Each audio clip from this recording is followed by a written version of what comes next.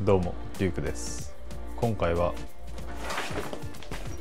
ロフミアのデイパック V2 についてレビューしていきたいと思います。個人的にずっと欲しかったバックパックなんで結構長い間使っちゃったんですが、実際に使ってみて分かったことがいくつか出てきたのでレビューしていきたいと思います。それでは行ってみましょう。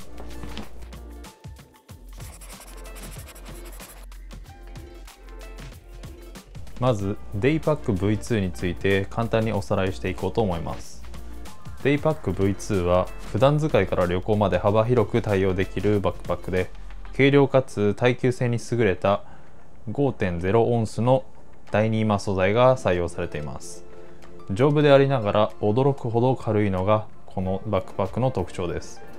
容量は約22リットルで重さは 795g、 サイズはだいたいデイパックぐらいの大きさですね。このバックパックは独立した PC スペースもあって最大16インチの MacBook Pro が収納可能です。チェストストラップにはフィドロックが採用されており、ファスナーは YKK のアクアガードジッパーが採用されています。各部にホースレザーが使われていることによって革の質感を楽しみながら全体が和紙のように柔らかくなるような素材なので、使いながら変化を楽しむことができます。そんな耐久性と防水性に優れたデイパック V2 のまずは良かった点から話していきます。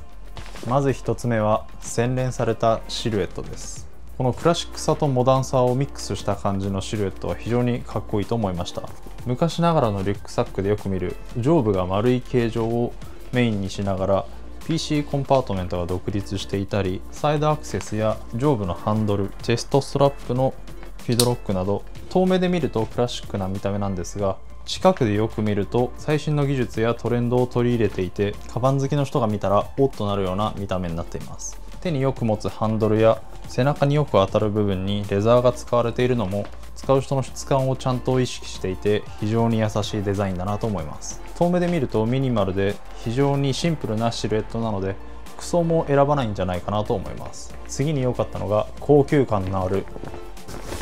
第2マ素材です。アンドワンダーなどの登山系のブランドでよく見る白いくしゃっとした第2マのバックパックではなく、これは黒くて深みのある第2マ素材になっています。裏側を見るとよく見る第2マのくしゃっとした質感があるので、おそらくこれは何層かに分かれた特殊な素材になってるんだと思いますが、この質感の第2マ素材はロフミア以外であまり見たことがありません。よく見ると表面が波打っていてまるで焼き杉のような模様が入っています。基本的にマットで光沢はあまりないんですが、細かく光の加減で表情が変わるので持っているだけで非常に所有欲を満たしてくれます。次の良かったところが使えば使うだけ柔らかくなるというポイントです。このバックパックは到着した時結構パリッとしていて新品の紙袋みたいな質感だったんですが、使っていくとどんどんシワが入っていったり、中の部分もくしゃっとすると白く跡がついていき、全体的に柔らかく徐々に使い勝手が良くなっていきます。芯材とかが入っていないのでパリッとしていた方がシルエットは崩れづらいのかもしれませんが、デイパックとして使う上で大事なところの一つに容量が少ない時にギュッと潰せるかどうかっていうところがあります。芯材が全体に入っているバックパックは中に物を入れていなくてもカバン全体が大きく維持されてしまうので、荷物が少ない場合に小さくコンパクトにまとまるという意味では個人的には柔らかい方が使いやすいと感じます。次の良かったポイントはボトルポケットの位置が選べるというポイントです。僕が買ったのは見てわかる通りアウトサイドボトルポケット、外側にボトルポケットをつけてもらうようにオーダーしましたが、人によっては外側のボトルポケットはノイズになって嫌だという人もいるかと思います。ここは非常に好みが分かれるところなので両モデル購入できるというのは非常に嬉しいポイントだと思います。個人的にはボトルポケットは外側にあってほしいので内側ではなく外側につけてもらいましたが、このシンプルな見た目を最大限享受するためには中にボトルポケットがあるモデルもちょっといいなと思います。次は細かいんですがメインコンパートメントのジッパーが4つあるというところです。まず1つ目はこの下についている両サイドのジッパー、そしてここのトップにダブルジッパーがついているので上から取り出すこともできます。もちろんクラムシェルのように大きく開けることで簡単に物を出し入れすることができますし、ジッパーを上に置いておいても背負っていて物が取り出したいときは下のジッパーを活用して物をすぐに取り出すことができます。アクアガードジッパーは結構硬いので、こう上の方にジッパーがついているとさっと物を取り出したいときにここからこうやって持ってきてこう開けないといけないんですが、ここにもともとジッパープルがついているのと、そのすぐそばに固定用の持ち手がついているので非常に開けやすくて簡単にアクセスしやすい設計になっています。最後の良かったポイントは豊富な内ポケットです。このバックパックはメインコンパートメントの蓋側に2つポケットが備わっていて、さらにここにタブレットや書類などを入れておくためのポケットがあります。サイドアクセスの部分にも大きなチャックなしのポケットとペンホルダー、上部に小さいイヤホンや財布や ID カードなどを安全に持ち運ぶためのジッパー付きのポケットも備わっています。そして僕が一番好きなのは PC コンパートメントのこの上部にあるジッパーポケットです。ここにはマウスや充電器、ケーブルなどの PC 作業に使うための小物を収納しておくことができて、 PC 作業に必要なものを全部この PC コンパートメントの中に収めておくことができるのが非常に嬉しいポイントです。 Windows などの大きめの AC アダプターがある PC の場合はちょっと難しいかもしれませんが、 MacBook なんかは小さい AC アダプターやモバイルバッテリーなんかでも充電できてしまうことがあるので、このぐらいのサイズでも十分活用できるかなと思います。ここまでが良かったポイントです。ここからは使っていて少し気になるなと思った点を話していきます。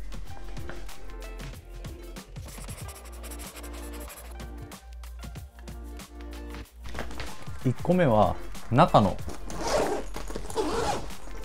内装ですね。このバックパックは内側が全て黒地の内布で構成されているので、暗いところで中のものを取り出そうとした際に少し見づらいなという印象です。中に収納するものをこういう明るい色のものに統一しておけば、多少物を取り出す際に視認性を良くすることはできるんですが、どうしてもガジェットとか小物って黒いものが選択肢として多いと思います。そういう場合はカバンの奥底に入り込んでしまうと、さっと取り出したい時にパッと見てどこに何があるか分かりづらいことがありました。あとはこの黒い布が結構汚れやすくて、白い擦れた感じの汚れが目立ちます。ここは内装じゃないんですけど、横側のボトルポケットも似たような質感の素材なんですが、結構白い擦れた跡がついてしまうので、若干清潔感が損なわれてしまうのが残念なポイントです。